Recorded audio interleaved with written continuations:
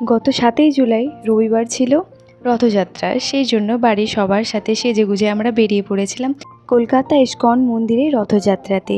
আর প্রত্যেক বছর কিন্তু আমাদের বাড়ির সবাই মিলে এই রথ টানতে যাই। শুধু আমরা নয়, রাস্তায় হাজার হাজার মানুষ দাঁড়িয়ে থাকে এই রথের দড়ি ধরে টানার জন্য, কারণ রথের দড়ি ধরে টানলে নাকি সমস্ত পাপের ক্ষয় হয়। পুরীর জগন্নাথে রথ টানার কখনো যদিও সুযোগ হয়নি, কিন্তু এইখানে আমি অনেক বছর থেকেই আসছি।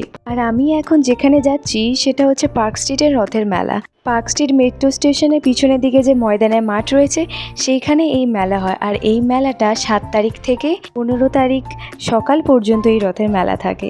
প্রত্যেক বছরের মতো এই বছরও ভেবেছিলাম তাড়াতাড়ি রথ টানা হয়ে যাবে, কিন্তু পরে জানতে পারলাম জগন্নাথের রথটাই নাকি খারাপ হয়ে গিয়েছে, সেই জন্য দড়ি দিয়ে আর টানা হয়নি। আর এই রথের মেলাতে প্রত্যেক দিন সন্ধেবেলা এরম নাচের অনুষ্ঠান হয়। সকাল সন্ধেবেলা